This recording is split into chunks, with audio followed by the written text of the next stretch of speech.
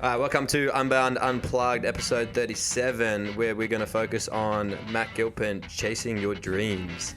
So, Matty, it's not too long now, and we're basically you're gone skis. Yeah, it's 8 days today, and then we're off to the US. And you ready? No, Still got heaps to do. Yeah, we still got lots of stuff to sell. If anyone wants a couch, hit me up, or a fridge. Still got lots of stuff to sell, clear our house out, and kind of get packed. But the gists of it are good. We're pretty much ready to go. So it's just ticking all the boxes now, and then you're gone. Yeah. In terms of you, though, it's a lot of change. How are you feeling personally? It's funny. Like it's an excited nervousness. I've traveled, like I've moved around my whole life, right? So I'm no stranger to getting on a plane and moving to a different country, but it's the first time I've done it myself as an adult and not had my mum and dad to lean on. So yeah, there's a lot of unknowns and knowing that you have to sort out, bank accounts and all this other stuff. That's a little bit daunting. But as a whole, I'm pretty excited about it. Like even if it all went to hell and we had to come home, it wouldn't be the end of the world. Like we're relatively risk tolerant to that. Like we're not going to lose much if it doesn't go well. So that's comforting, at least. Yeah, you guys have set yourself up well, and the timing's ideal in terms of where you are here and your ability to go. Yeah. In terms of the logistics you're just talking about the fact that you're kind of keeping your house here, it's getting rented out. If you do need to come back, you've still got a place to stay. Yeah. Like we've got a place to live. We've got, we've got family around us and that kind of thing. So we've set ourselves up in a way where we're not like drowned out by any debt or anything like that, where it's like, oh God, if everything goes wrong, what are we going to do? It's, we're relatively safe. And I think that gives us a bit of an ability to relax a little bit. Yeah, be a bit more adaptable. And in terms of over there, accommodation and stuff like that, how's that looking? How close are you guys to site in terms of TTT? How you found that process? It's been a real pain. I don't know if anyone listening has ever moved countries, but it's very difficult to get a rental property or anything like that if you don't have credit history or rental history in the area you're in or the country you're living in. So, for us, it was very hard to get an apartment rented out there because we don't have the history. It doesn't matter that we own a home in Australia. They don't care about that. They want to know that we can pay bills over there, which is a little bit frustrating. So we got sorted in the end. We just had to have the company sort of look after us a little bit there, and then once we get set up, lean on some connections. Yeah, and that's kind of it, right? Like and I hate doing this because I hate being an inconvenience, but we have very much had to lean on other people to help us out with a lot of things. Yeah, and it happens that way a lot of the time. And I suppose a big takeaway here is we get a lot with members that come into the gym. So you'll hear the dialogue. It's like, it's intimidating, it's challenging, it's new. You're doing the same thing, just in a different way. Yeah. How are you dealing with that? I think for me, it's pretty helpful in that, we're going over there for something that like I want, right? There's no way that going over there has anything attached to it that's negative for me, right? Like it's a really good career move. It's a really good athletic move. So I think that's comforting. But in terms of dealing with the sort of dauntingness of it, I have friends over there, right? So at least we're not going into nothing. I know people. I've been involved in the community for the last 4 years. So I know people, and I think that makes a big difference. Yeah, I'm trying to treat it almost like a big holiday. You're finding you're pretty open-minded with it? Yeah. Like what to expect? Yeah, I think I had this conversation with Lisa, my wife, is that it's I know, and this is actually, now that I think about it, this is kind of funny in a training sense too, but I know that the first month or two is probably going to be shit. Like, not in a bad way, but just uncomfortable. We're not going to have furniture. We're not going to have our usual comforts, and things are going to be out of routine, all that kind of thing. So I know that, and I'm kind of ready to embrace it. I think having that like acceptance of it is helpful. I think if I was going in there and I wasn't prepared for that, I think that would make a big difference. So I've been trying to talk to Lisa about that and saying like, hey, just be prepared. The first 2 months is going to be kind of crap. Yeah, and you've always been like that. You're very well thought out with everything you do. You do try and make sure you're very planned and very organized, so that you're not surprised when you get over there. Yeah. You're not shocked. Yeah, and that's kind of it, right? And the reason I say it's like kind of relates to training is I've talked about this with athletes before, is like, if you know a workout's going to be shit, just lean into it, right? Like, it's accept it and lean in. So I think that's kind of what we're doing here, is just accepting that, like, you know, first month we may not have a car, we may not have our regular, me and Lisa make coffee at home, we might not have our regular coffee set up, we might not have a TV, and just trying to lean into that as much as we can without letting it be a big downer or a bummer. Yeah, and you can make it fun. Yeah, exactly. Like, it's back to the basics. You think about the first time you moved out of home, like, you didn't think about that. You were never like, oh, I don't have the 75-inch TV, or I don't have the coffee machine. You were like, yes, I'm out of home. Yeah, that's exactly it. Like, when we first moved into our house, we spent 3 months without a couch, 2 or 3 months without a couch. Yeah. So we went and bought beanbags from Kmart, and we sat on beanbags for months, and it was fine. Like, you remember those things forever. Yeah. Just for the listeners, so you've been over there before. Mm-hmm. And when you went over there before, you were there for 3 weeks, or was it 4 weeks? So you were there for 4 weeks, and you went there for training. Yeah. And this is kind of where it all started. So during that process, you went there as an athlete. Adam was your coach. You spent time with him. You came back, and then you went to Torian. Mm-hmm. You've kind of gone through that dialogue, realizing that it's going to be very different now, because now you're going in with 2 hats. So before, your only hat was to be an athlete, is where now you're going to be a coach and an athlete. How do you think you're going to manage that? That's, to be honest, that's probably the thing I'm like the most nervous about, is what that looks like. I think the environment there is set up in a way that the 2 hats are very juggleable, if that's a word. I know, you know, Max, who owns Training Think Tank, is very big on having sort of different aspects of yourself. So your professional self, your competitor or your athletic self, and your personal self, kind of thing. So I think as a whole, the environment is set up in a way that's understanding. Like, people know, hey, you're also an athlete, and these 2 exist on somewhat a separate scale. The thing that I probably will struggle with the most, and I do this on purpose, but when I'm in an athlete mode or trying to be an athlete, I try to be a little bit dumb. Like, I try not to think like a coach. I try not to, because if I do, then I start to ask questions and I get in my own head, whatever it is. So I think that might be something that I find challenging, is making that switch from one to the other in that, I guess you call it, high level environment.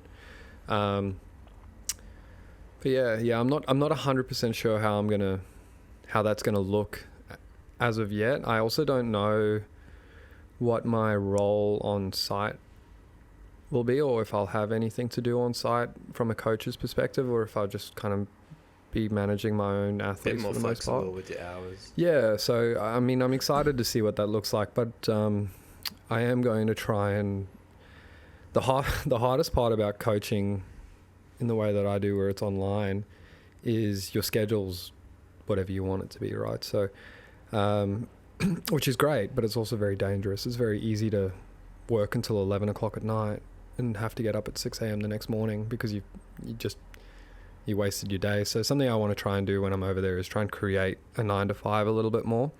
And whatever that looks like, I haven't figured it out yet, but at least then I've got some kind of life structure that I have to work off of. Yeah, a bit more disciplined, and okay, sweet, this is the task that I need to be present for. Yeah.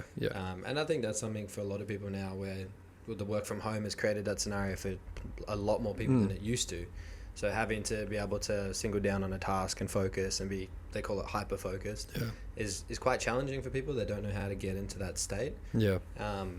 In terms of the questions that we obviously get asked a lot, I know Tyler and myself both thinking it, does this look like you staying individual, or does this look like you going into teams in terms of competing and your athletic career? It's a good question. So I've always said no to teams because I don't like the idea of having to travel and mess my schedule up for it. It's why I said no to teams in 2021, which in hindsight I'm glad I did. But I think the environment there is different, and there's people on site that could, if you put a good team together, could go to the games. So, and the team you said to no to, they qualified and went to the games. Yeah. I think if the opportunity presented itself with the right group, I would probably say yes, especially over there, and it's just being part of that would maybe twist my arm. The other side of that would be nice, is not having to travel, because it would be a US team, not having to travel again and spend the money on that. But my plan this coming season is to get a good 6 months or so at TTT and try and improve there, and then change from Torian to, I think it's called the Renegade Games in Africa.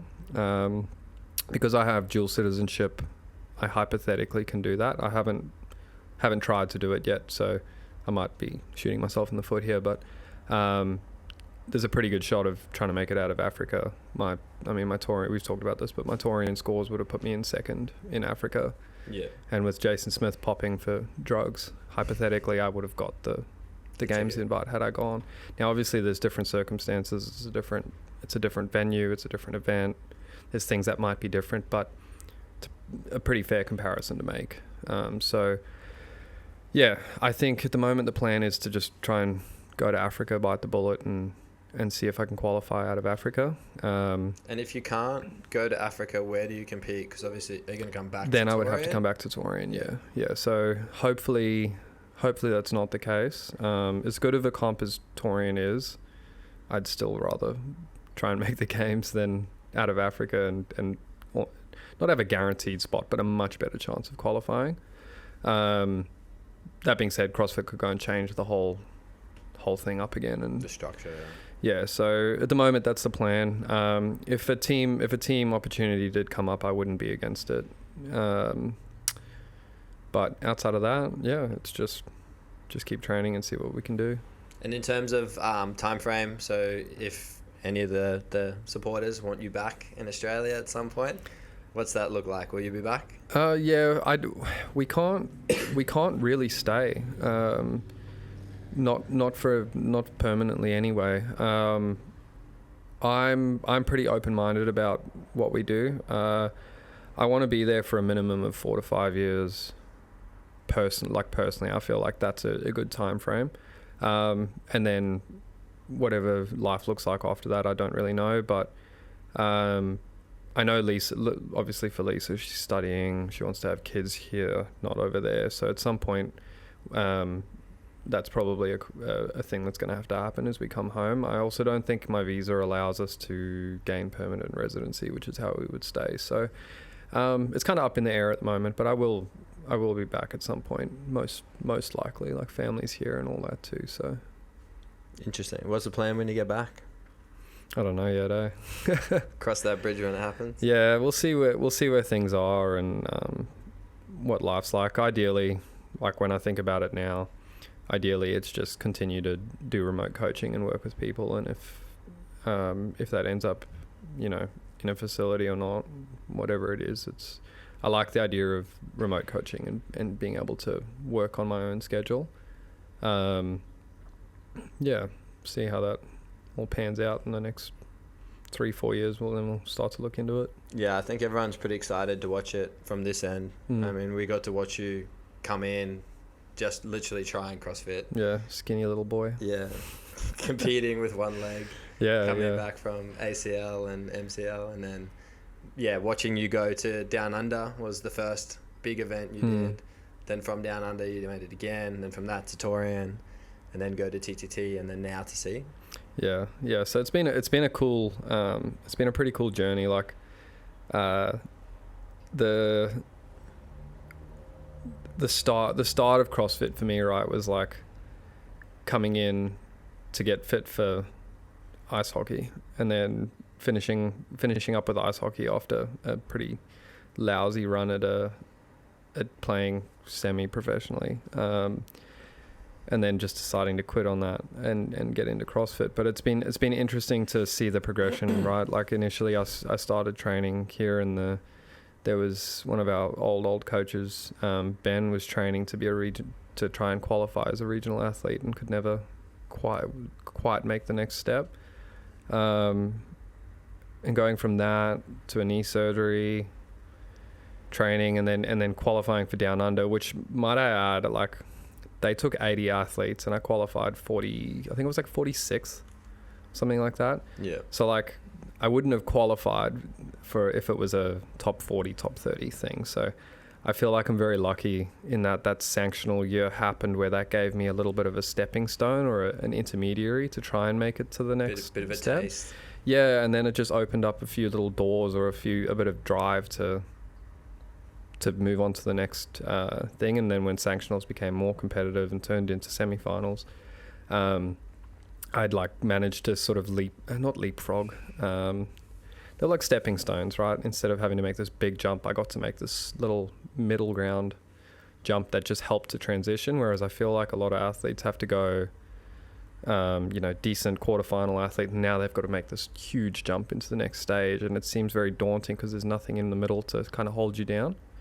So that I think I'm pretty lucky with that. But then because for us, I suppose at the moment you could say Down Under's that, like, it's December, but even looking at the field, it's quite a competitive field. Yeah, even now, like, there were a heap of people that didn't qualify for Down Under that were a Torian. Yeah. Which I thought was quite interesting, and it might just be reflective of where their training's at now. I mean, like, I barely qualified for Down Under last year, and I don't even remember where I finished, but it was terrible.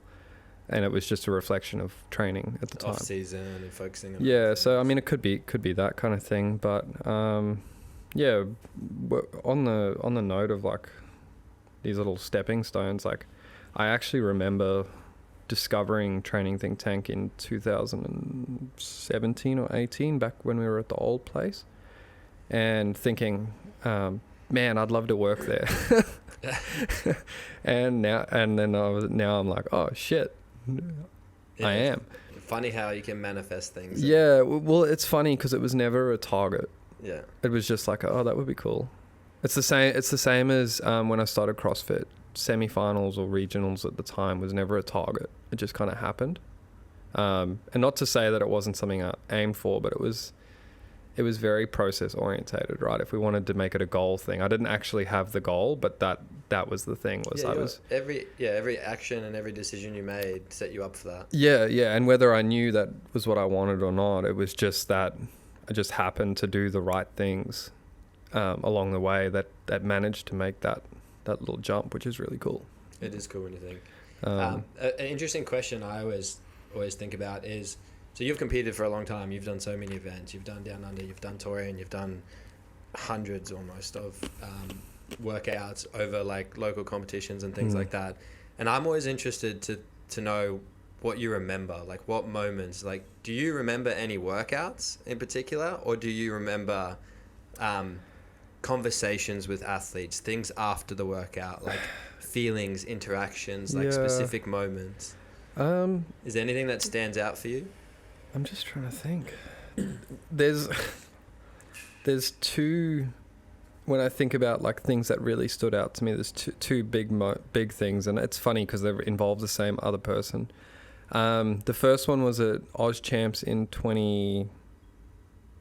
right before COVID, 2020. It's 2020. 2020. Yeah. That was the last Oz Champs, and I hadn't really done much. I'd done a Torian before it was a semi-final, and I'd done that down under, and I was still kind of trying to figure myself out. But I don't know what it was about that Oz Champs, but I did well. I tied 9th with 2 other dudes, Chad Cackett and I can't remember his name, guy from Perth. But there was one evening. Now, for those who don't know, Oz Champs is an absolute shit show.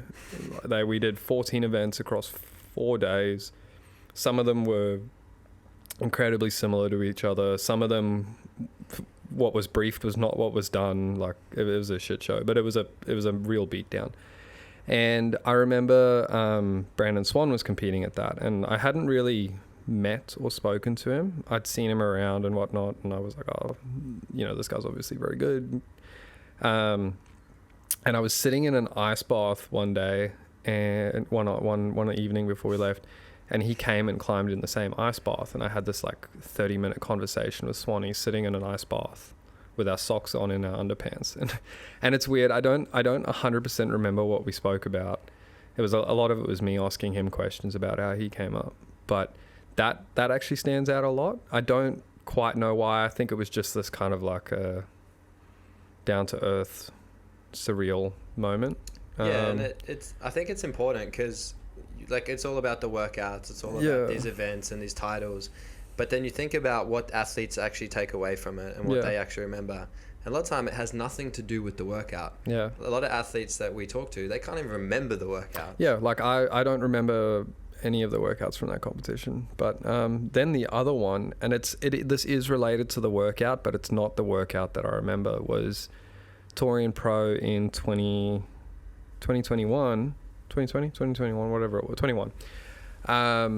We had our second event was 21 ring muscle ups, 21 snatches. It was that like I can't remember what he called it, Amanda or something.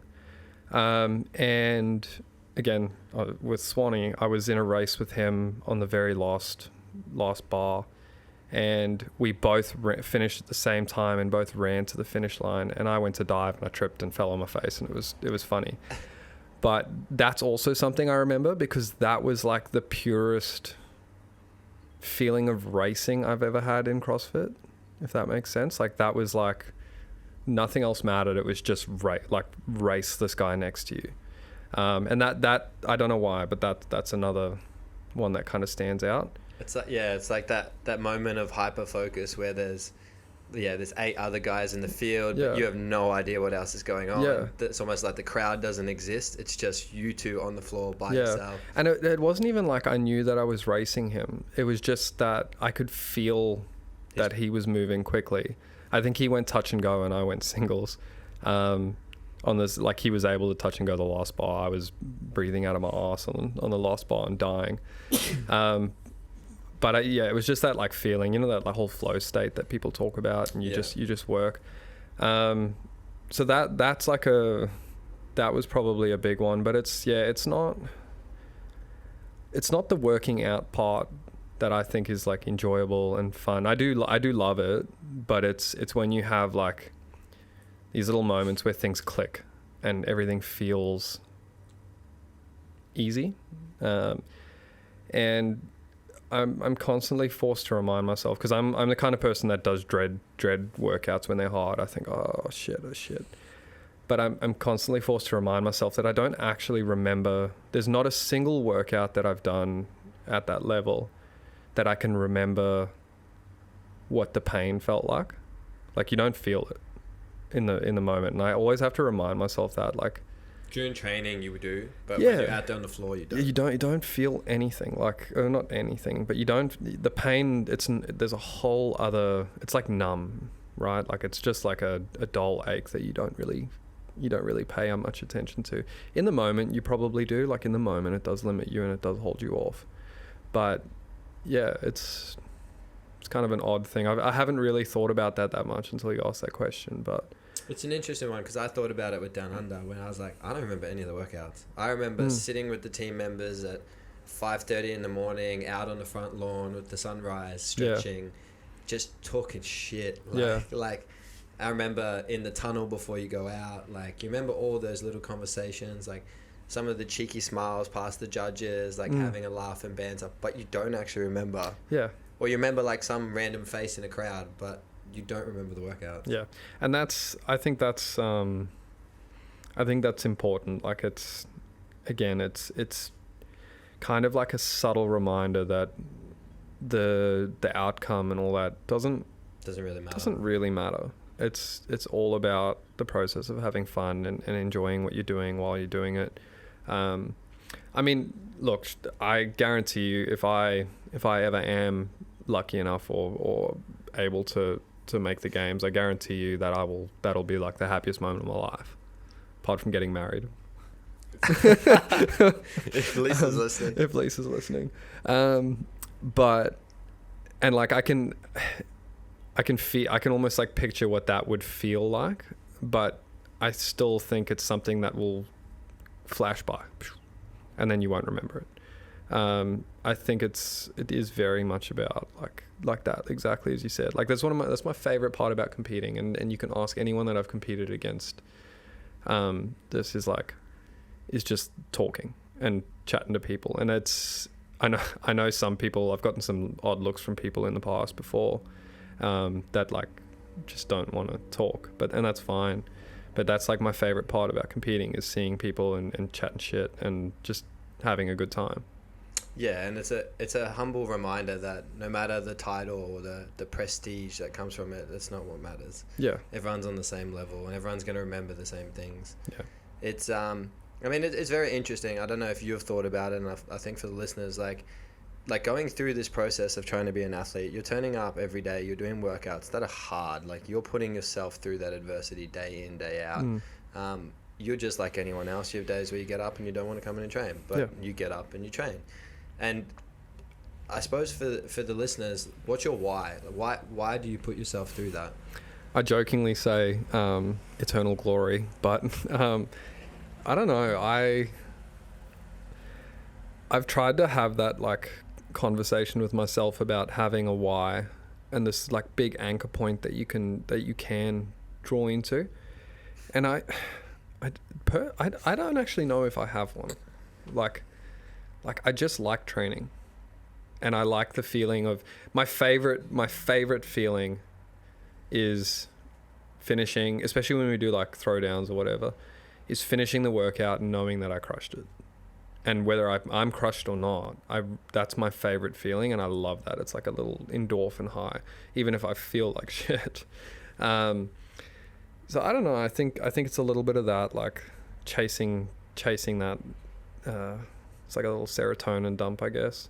Yeah, it's so at this stage for you, it's almost just a habit. It's routine. It's tick the box. Yeah, there is this competitive side of me that, and I'm not as bad as I don't want to say bad, because I do think it's useful, but I used to be very like, and I still do. I hate it when someone's better than me at something, and I will generally, again, I'm not as much like this anymore. I've kind of let that go, but I will work my ass off to make sure that someone else isn't better than me at something. If they beat me at something, it's like one of the guys here, Mick Simmons, was doing crossover double unders when they first came out. He could just do them, and he's like, "Oh, it's something I'm better than you at."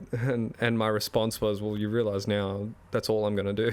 Yeah, because I hate it. I'm the same. Like Jamin and this guy stirring me about bench press. I'm like, give me a year. Yeah, that's it. Like it's I think that part of me is still there, in that I don't like being second, or I don't like knowing that I'm second and I could be first. Yeah. That I think is a big draw.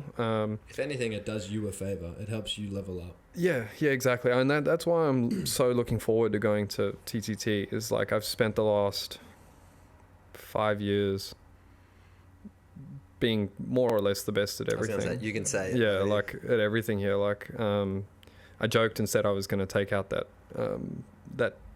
benchmarks goal board that we have, the benchmarks board that we have downstairs before I left. Yeah. She's going to get my name on everything, except for a few things like the bench and squat and stuff.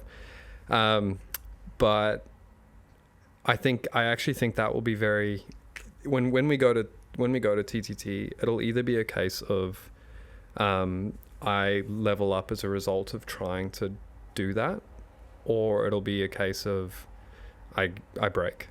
Like, I don't think that will happen. That's not me. It'd be the latter. Your personality would definitely be the first. Yeah, I'm not a quitter, right? You're very stubborn. Yeah. So, yeah, to a fault. So I think that will be really cool. I'm really excited for that because I think that will really push me very hard. So that part of it's exciting, and I think that essentially would draw into that why is like just not being better than second. There you go. That can be my phrase. Exactly, and it's exciting to see what's beyond that door. So stepping into that environment, and that's different for everyone. Like for a lot of external members that look at us, coming here is that for them. Yeah, like they're coming from PLC, they're coming from Change, whatever, and they're going, okay, I need to. They have to open first. Yeah, okay, they open tomorrow, right? But coming from those franchise gyms, all right, where it is simple, it is low level, it's the entry stuff. And then trying to come into more of what we would say discipline, so high skill environment where it's more of continual learning. It's not just turn up and beat yourself up. And we've seen it with the coaching. Everyone tries to give a little bit more accountability to the individual, where it's like, all right, you do need to work on your technique and do this, and it's not necessarily just holding your hand. And that's that for them. And it's CTT for you is that. You've got to the point now where you've outgrown that, and that's normal, that's healthy, and I'm big on people shouldn't be sad about that. They should be excited. Like anyone who's sad about you going, in my head, is selfish. I get you. Because it's like you're sad because he's going to go somewhere where he's now going to get to level up. You should be just as excited for him as he is.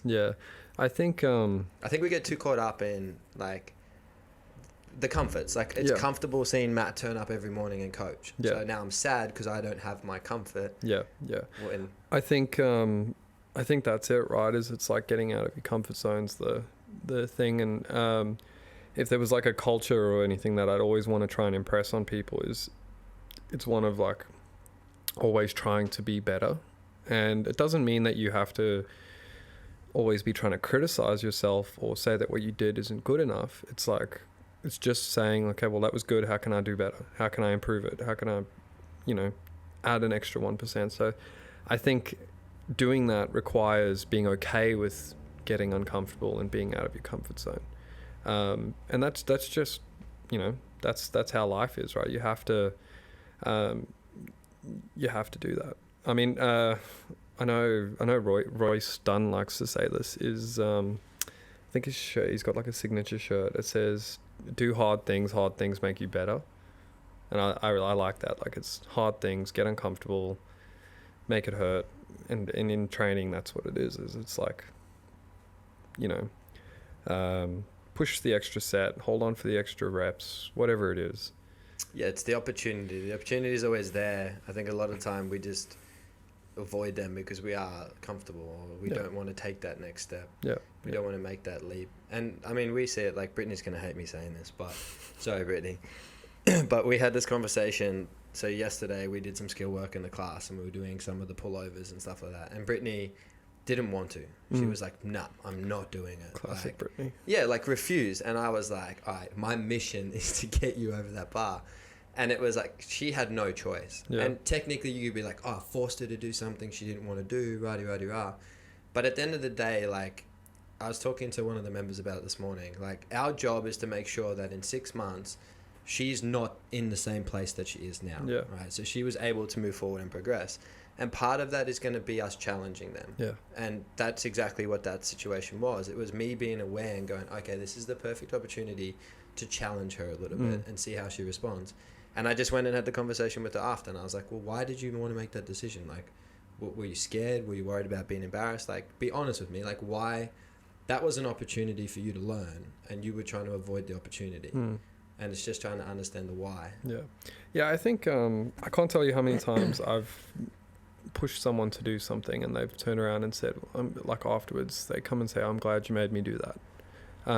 So They hate you at the time. Yeah, they do. They hate you at the time, and then they get upset. Or they get irritated with you. And you do as a coach have to know where the boundary is in terms of like, all right, I'm just not going to get that from this person today, or where you can sort of push them. So, but I think for sure, that's our job, right? That's the job, is to challenge people's comforts and make them take that step. If we didn't do that, then we'd be wasting our time. Yeah, exactly. Like it's a freaking standard strength conditioning principle, right? Specific adaptations to imposed demands, right? You don't get better at anything by staying comfortable or not stressing the system. You have to stress the system. You have to put demands on it, and that applies to everything, everything biological anyway. I think it's a lot. Like you look at, we were joking about this the other day, but it's like people often say, "I don't want kids. Kids are too expensive." But statistically, you look at people who have kids, they make more money, and it's like, why? Because now they have to. Yeah. Like it's create the stress and the demand where now they have to go and look for a job that pays more, or they have to make those decisions that they were putting off. Yeah. I've had this conversation before with some of the mums, because this is like a classic thing in our house, in my household, is I do want kids. I'll have kids at some point, but I jokingly say like, nah, not right now. I can't handle kids, and that's one of the things is like, I'm like, it's pretty big financial burden. And when I talk to people about it, like classic with the 930 mums, and all of them, what they all said to me is, you don't even notice, you just deal with it. And I realize that as I go in life now, and I say this to Lisa all the time about whatever it is, it's like, we'll just deal with it. And you figure shit out. Like, whether it is working a little bit harder or it forces you to do that little extra thing. I guarantee you, like, can you imagine how motivating it is to know that if you don't get your work done or you don't do what you need to do, your child doesn't eat? Like, imagine how motivating that would be. Whereas like for me now, and this is where it can be hard, is if you, like for me right now, my biggest, say I don't get my work done,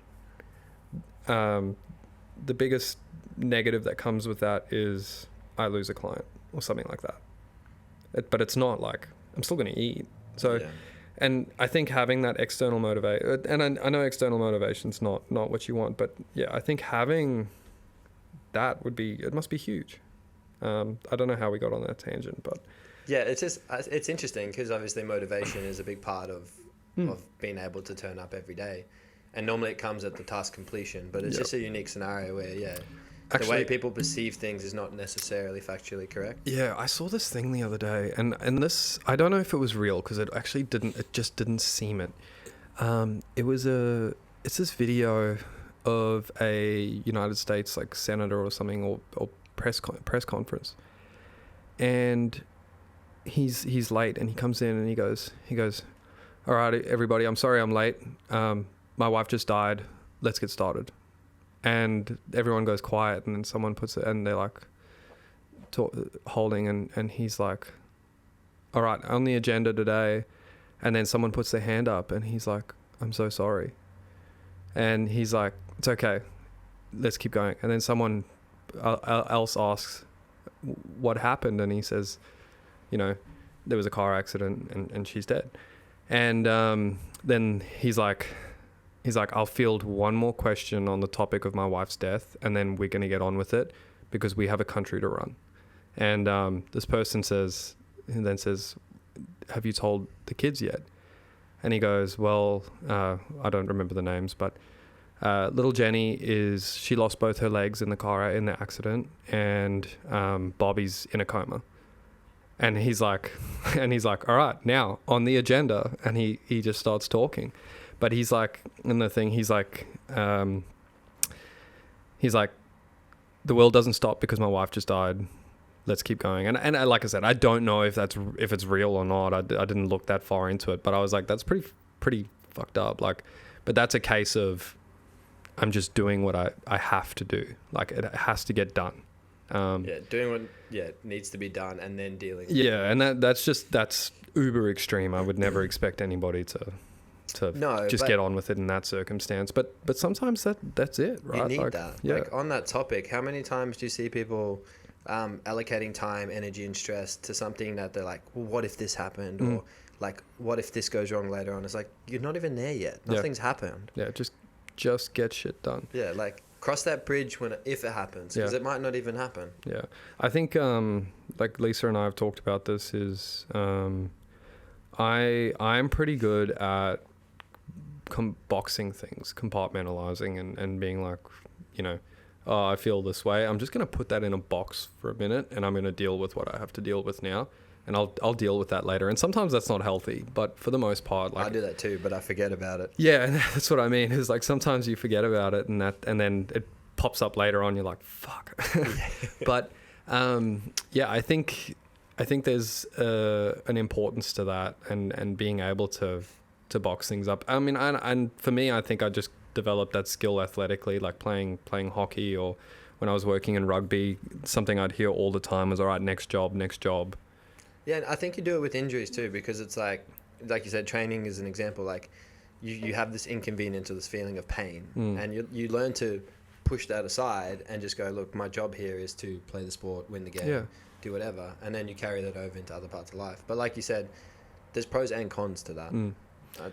I think it's a balancing act, but I think being able to deal with the task at hand is a pretty useful skill across the board, right? And just having the wherewithal to turn around and say, okay, like this is not important right now. This is what's important right now. Because that's going to happen a lot when you're over there. Yeah. So do you have a plan or a strategy to try and deal with it? Not yet. It'd be a good test. Yeah, I think the thing I can see, and this does get me at the moment actually, is my workload's pretty high. And I still have a lot of training, and we're busy trying to sort the house out. And I had this yesterday. I was snatching, and I was thinking about programs I had to write, stuff I had to do in the house, and the whole moving thing. And then I'm trying to snatch, and I was snatching like 85 to 90%. And I had a terrible day snatching. I felt weak. I felt like jittery, and that was an example of me like failing to compartmentalize. It could also be that I was tired, but, I think I've forgotten where I was going with this. Yeah, let's put it into things that you can control, which is your so mindset. It's just like, I don't know, learning to box it up a little bit is sometimes helpful. Yeah, just put it aside, but then you remember you've put it aside. Yeah, don't forget about it. I mean, one of the things I've tried to do is, like, I'm now trying to, and this is something I'll try and do in the US, put my phone on Do Not Disturb, because right now I'm lucky most of my clients are in the US. While I'm training, they're sleeping. But once I'm in the US, while I'm training, chances are they're training. So I'm going to have to learn how to put my phone on Do Not Disturb and just leave it alone while I train, get my job done. And then once we're there, I'll deal with all of that. But yeah, I've had a few times where I've been training and a message comes through from a client and I'm like, fuck. And I think about that the whole time I'm training. Gotta go write a program. Yeah, and it's not so much that. It's something. like they present a problem and I'm trying to think of solutions to the problem while I'm trying to do hard rowing intervals that require my attention. Yeah. That kind of it takes away from myself. And I mean, like, I think that happens to all of us, because I get it with coaching. Like Ty and Renee have both taken time off, so I've had a couple of days there where I've lazy fucks. No, I'm just kidding. No time off at Unbound. But no, like, so I had to cover the shifts, and then in the back end, I would have like a task or problem would come up, and then I'd lead into the class, and I'm thinking about the problem while coaching, and I'm like, man, I can't be like that. Yeah, well, and like, that's the thing is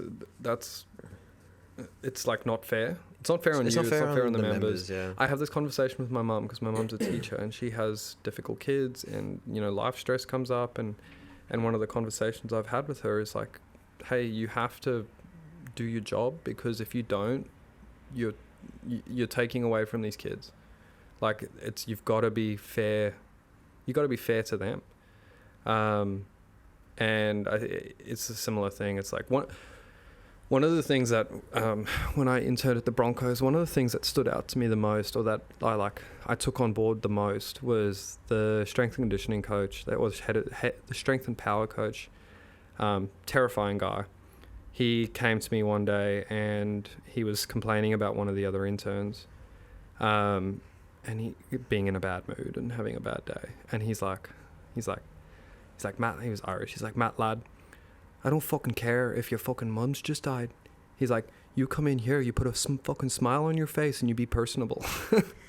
And I was like, yeah, right. And that was one of the things that I took away from that, was like, kind of like the story I was just telling before, is you should always be personable. If these people are paying you for your service and your time, you have to give them that. And if you can't, you need to tell them that and step away or whatever it is. But yeah, it was just that idea of like, hey, doesn't matter what the fuck's going on, when you're doing your job or the thing you've got to do it properly, and yeah, stop thinking about the other thing or whatever it is. I thought that was... Yeah, it's 45 minutes. Like, just be present for 45 minutes. Yeah. And if you're not, solve the problem. Like, yeah, exactly. Because obviously that's a problem. So, like for me, it's obviously managing staff hours, making sure they're not overworked, because it'll be the same thing for you. If you program or you block in too many clients back to back or consults, by the time you get to consult 5, you're not present, you're not giving them their attention. Yeah. Well, I mean, like today I had two this morning within 2 hours of waking up, and I'm already ready to go back to bed. Yeah. Because that's a draining thing for me, is talking to people on that you don't know that well as well. But yeah, you kind of have to just respect that side and manage your time in that way. No, definitely. No, I think this has been very enlightening for everyone listening, and it'll be a pretty cool journey to watch. Yeah. You have anything for the listeners that you'd like to give them? Any words of advice? Yeah, just I don't know. Don't be scared of failing to do things, right? Like as I said, I've always been kind of scared of that, but I didn't have all these things I've managed to accomplish within CrossFit and coaching now. I didn't actually have targets for. Maybe I did subconsciously, but I just managed to do the right things at the right times, and that's led me to being in a pretty good spot now. But I think, as I said right at the start, that kind of highlights the importance of just being process orientated. Just take little steps, do the work now, and don't worry too much about the outcomes. It's like, have that little goal, but just do the work, and then eventually it does start to all fall together. Yeah, because even if you didn't make it to TTT, like let's say you weren't going to TTT, you're still not the same person you were 4 years ago. Yeah, exactly. Right. Like it's, I don't know. It's just different. It provides a lot of growth and that kind of thing. If you can be process orientated, you can think about what you're doing, and you don't suddenly get there and the last 4 years is just a blur. Yeah, and watching you're also not derailed by failure. Yeah. So you understand that failure is part of that process. Yeah. It's not. It's not all rainbows and butterflies. Yeah, I cannot tell you how many clients I've lost over the last 4 years. It's more than I have now, right? Like I've easily got 30 or 35 clients in my archived client folder. Right? And it's a lot of time it is, hey, you're not suited to me. Yeah, I don't enjoy the program. Some of them hurt. Like I've been pretty butthurt by a few cancellations. And it's okay. But if I had let those derail me, especially at the start, then I don't know, I'd probably not be having a great time. But yeah, it's just focusing on yourself and continuing to do the work that you do, I think works pretty well in getting you there. Yeah, and I went to the Ant ran a bit of a careers day, all right, and he was talking about becoming a sales agent and working in real estate. He's got a good story on that. Yeah, and it was like very interesting because everything he said to them is like, the first 6 months you're not going to make any money. Yeah. And it's kind of like the same thing. Like I remember when you first started, or even when I first started, or like Tyler, it's like the first 6 months where you're going through that process, like you're putting in time and effort, and you're stressed, you're not sleeping, and you're not making any money. You have clients coming back saying your programming is rubbish. Yeah. Like they're like, oh, you're just not the coach for me. Yeah. But it's getting past that. Yeah. And it's you have to. And I mean, I even have it now. Is I was talking to someone about this the other day. Like even with being with TTT, I've had a a fair few client churn over in the last year, and it's funny, but a lot of them have come from doing mayhem programming, and when they cancel, it's normally some reason, but they always seem to go back to mayhem, and I'm like, I think it's the programming. Like they want that kind of programming, but. And the main difference from your perspective, is it volume? Because I know it's volume. For me, watching from an outsider in, and I know you think the same. Watching Mayhem's programming versus everyone else, it's just a ton of volume. Yeah, and most group programs are like that. But I think the thing that most of them struggle with is 99% of the athletes that I work with need movement work. They need to fix their shit. And I'm very unbudging in that when they sign up, and I make it very clear at the start, like, hey, if you move like shit, we're going to fix that first, and then we'll worry about doing tons of volume. And one of my favorite quotes, and I got it from Adam, was don't layer capacity on top of dysfunction. Yeah. And I really like that, and I try to think about it a lot, because you can't, you need to fix your shit. And most of those clients that have come in and left, that's them. They've got dysfunction and they need movement work, and they really struggle with the idea of not breathing heavy or not, getting fucked up in a session. But to what I was going to say is, if I let that derail me, I would essentially be, allowing that to mess with my whole programming style, my whole coaching philosophy. And I think so that's kind of what I'm getting at, is like I've stayed relatively true to the way that I believe it should be done, whilst I do listen and I do take in from all sorts of sources. That remains true, and I think is like a major guiding principle, is you need to move well before you move fast or heavy or whatever it is. And I won't budge on that for those clients. Now, if you brought me a games athlete or something that had some movement issues, that would be a different story, and we would probably not spend as much time trying to fix that, at least around the season. But there's other variables. Yeah, there's tons of variables. How long that athlete can compete I think it's for. like sticking to your philosophies and your beliefs, and taking in. I'm like hear out the others, but don't let the fear of like conforming or the need to conform change that.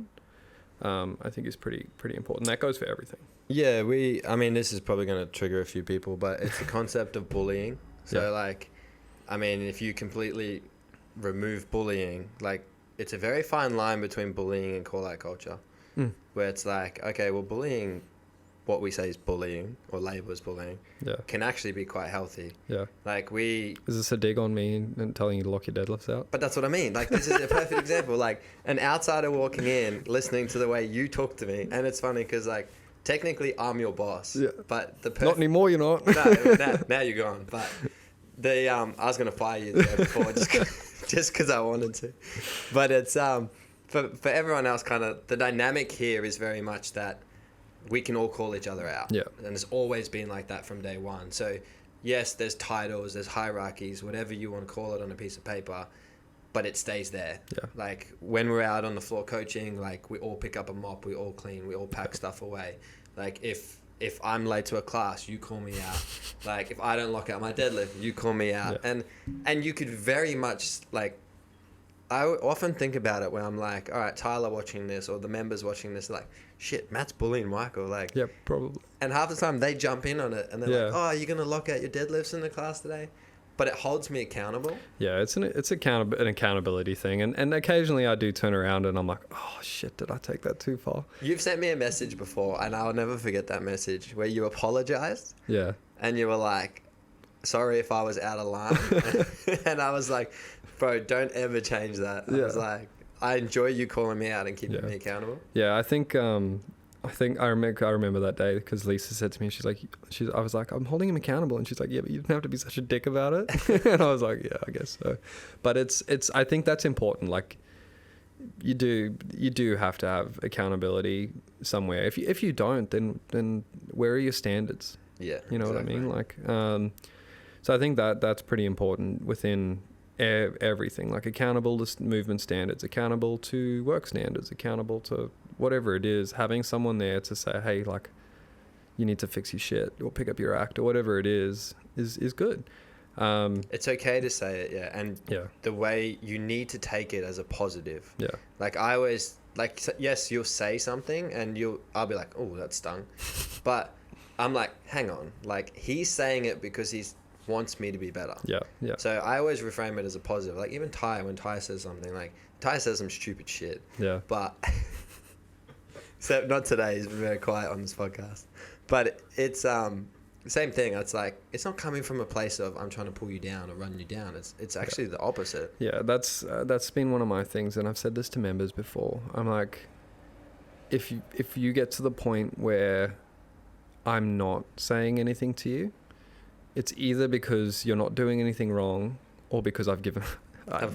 I don't like giving up on people, but like, you say, if I'm telling you this, it's because I care. It's not because I want to be right or because I want to be like superior. It's because I care enough to tell you. If I stop telling you, then you know that I've stopped caring. But yeah, it's like and they need to, like, when a coach is critiquing you, understand that they're not critiquing you to hurt you or offend you. It's the opposite. Yeah. They're trying to help you improve and move you in the right direction, and you need to frame that as a positive. Yeah. Well, I mean, when I was in TTT last year, we were doing this one workout that we finished with. It was, I want to say it was 20 cal echo bike, 10 burpee box jump overs, and then a 90-foot double dumbbell overhead walking lunge with 70, so 32 kilos. And your dumbbells weren't allowed to touch. And I got to the dumbbells first, and I was like, okay, I'm going to do this. And I can stack pretty well with dumbbells like that. And my dumbbells touched after like the first length, and I just hear Max yell at me, Matt, no rep, go back. So I go back, pick my dumbbells up, get them back overhead. I take like 2 steps, and he's like, no rep, go back. And I couldn't even feel them touching each other. And it happened like 3 or 4 times, and out of 90 feet, I think I made like 10. And I had the time to make 90 feet. That was what was so frustrating. And afterwards, I was like, I wanted to cry. And there was this part of me that wanted to be like, I fucking hate you. You just want to fight him, But we spoke about it afterwards. And he's like, would you rather me do that now or do it later? Like, or have it done in competition? And I was like, well, now, obviously. And now I do. I'm really, really cognizant of my dumbbells touching. But it was that calling out of like, hey, that's a no rep. Fix it. Yeah, that's not standard. Yeah, and it wasn't like there's no stakes there. There was no like, he wasn't like, let him go. You could have chosen to ignore him. Yeah, that would not have gone down well. But that calling out is what's needed, right? Like it's just holding accountable to what the standard is, and in the sports context, it's do it right now so that you don't have to worry about it later. But that culture is healthy in life. Oh shit, yeah. It's just one of those things. I mean, even me now, to come back to going to TTT, one of the things that I am nervous about is because I'm still developing, I'm still a new coach, I have to spend time with some of the senior coaches like Kyle Ruth, Adam, maybe some of the others, learning, and they're going to go through my programs and they're going to critique my work.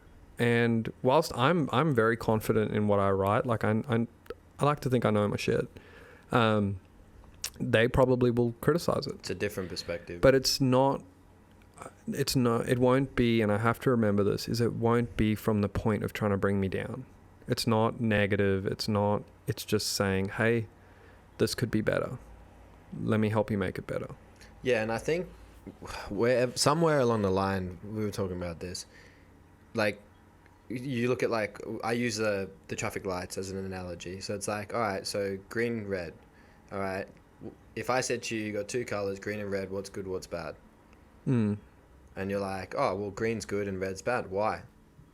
Like, it's just the persona that it's the perception around it. It's the perception we've attached to it. Yeah. And it's the same thing. Like, the critique is actually very positive, but for some reason we've put it in a negative bucket. Yeah. Somewhere along the line, everyone's just gone, nah, that's a negative thing. So it's like, hang on, no, we actually need to move it to the other one. Yeah. And be like, we want that in our life. Yeah, it's funny that, right? Like, you can criticize someone's behavior, you can criticize someone's, like, and it's, I mean, sometimes it might be selfish. Like, if I say to, I don't know, I can't think of an example, but I say to someone something they're doing is bad.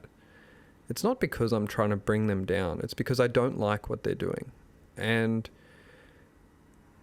I might not like it for personal reasons. I might not like it because it is not appropriate or something like that. But I'm trying to make them better. Yeah.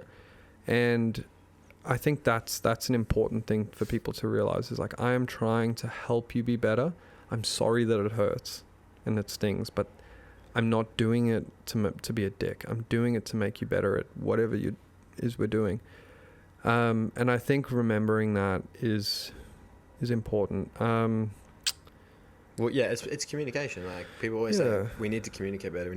That's part of it. Yeah. So it's like, if you don't like a behavior, and we see it all the time, where it's like a guy might say something or a girl might say, I don't like this person messaging me, but they don't say it to the person.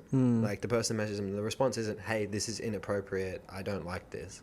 The response is just ignore it or continue a conversation, pretend it never happened, and then say it to someone else. Yeah, I think the like, I've heard this before, is like, ask somebody what's something that they would change about you.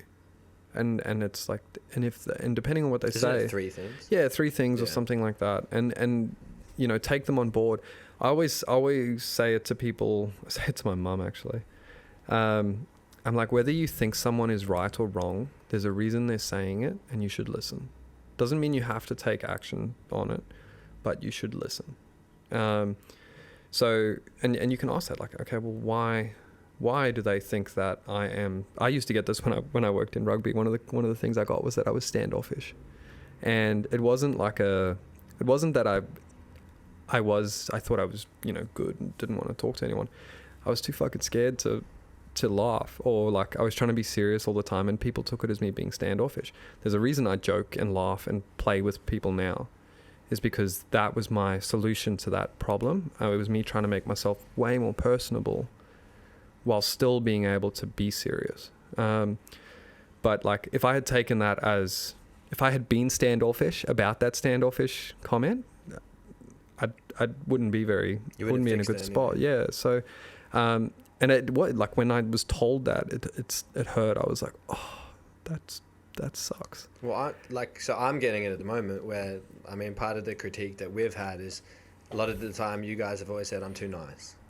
So it's always been like, you don't say no enough, or you always drop everything to help everyone. And it's like, all right, well, I'm trying to work on not doing that. Yeah. And now I try and be more direct, or call it out, or say no, but now I'm unapproachable.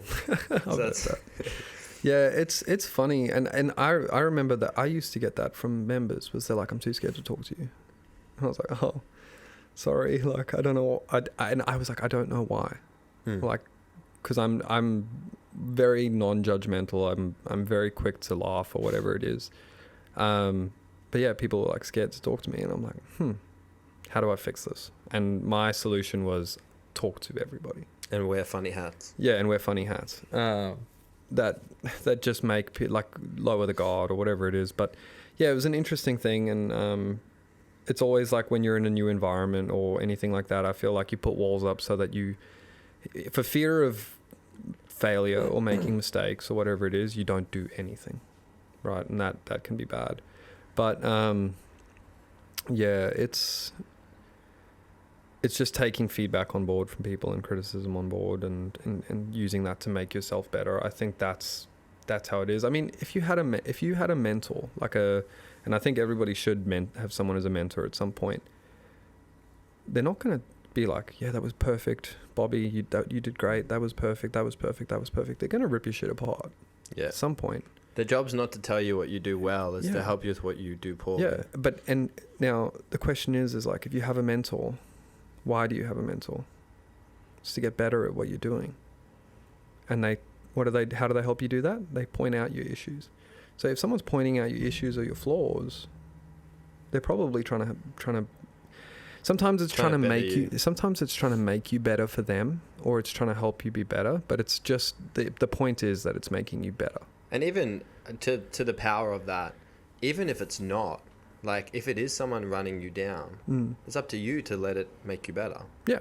So like if they are pointing out these things and trying to hurt you, and you take it on board and you improve it, yeah, they've just made you better indirectly. Exactly. And we talk about it with rep cheat. Yeah. People come in like, I can't believe you cheated reps. Right. It's like, man, if I'm going to work out someone's cheating reps, I'm like, hell yeah, let's race. Yeah. It's like, sweet, like, you're just making me better. Yeah, I'm going to dust you even while you're cheating. And that's it, right? It's just trying to find, and maybe that you can link that back to opportunity and things, but it's just trying to take things on board and use them to help. No, perfect. I think it's a great way to end. A lot of insight into Matt's mind today, which is good. Thank you guys. That'll conclude episode 37. And hopefully we can do an online one when you're over there. Yeah. Check in. Yeah, that'd be cool. All right. Thanks, Matt. Thanks for taking the time. Peace out. Thanks for having me. Just in time for that motorbike to fly by. Fantastic. Oh, how's your ass? Yes, it's all. Yeah, I was like... You kept putting the mic to